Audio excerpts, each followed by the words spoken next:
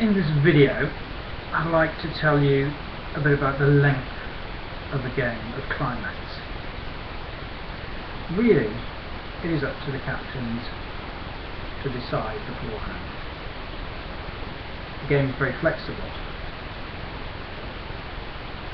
The combination of 10 overs of 10 balls for each innings constitutes classic CliMAX. It's a good format. You might want to try this. It's particularly for 11 aside, where each of 10 fielders bowls one over each. But you might want to try a 6-a-side game with 5 bowlers bowling 5 overs of 10 balls. You might wish to try more like the traditional game, 6 balls per over. It really depends on the amount of time that you have available and the amount of players you want to play. We've had success playing as pairs cricket, and the classic CliMAX really can involve 13 with 2 substitutes. It's really up to you. It's important to set a final time by which the game should be completed. With classic CliMAX of 10 overs of 10 balls for each team, we find that it takes approximately 2 hours. So you might determine that the last over must have started within 2 hours of the first over commencing. Otherwise, the game finishes after the 9th over of the second innings, for example. The result is taken at the point that the game is considered to have finished, so in this instance the 9th over. This should encourage teams not to delay during the game and to get through the match quickly. But it is also important if there is bad weather or poor light and the umpires deem it not safe to continue.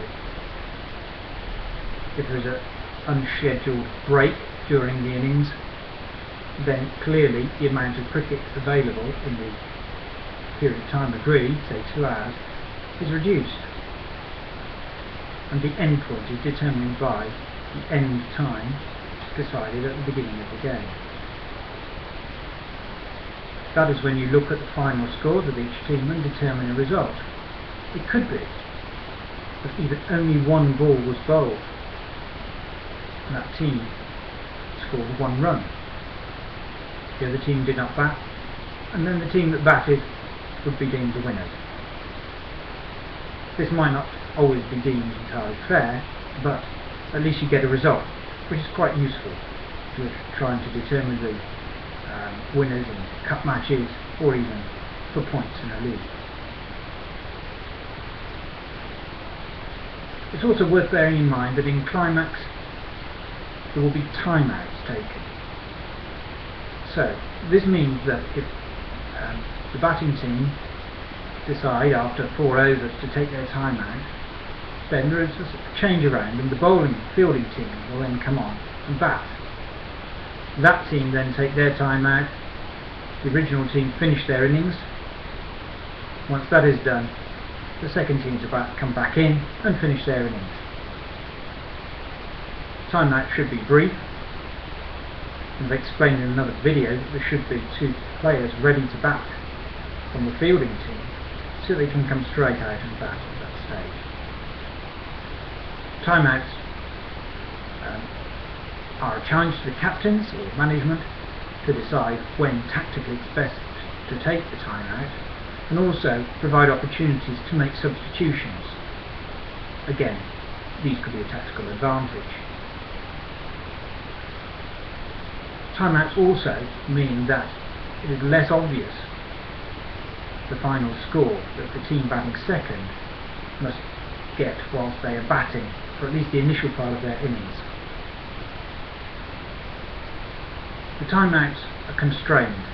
So for example in classic CliMAX, 10 overs of 10 balls for each innings, the timeout cannot be taken in the first 3 overs and should not be taken in the last 3 overs.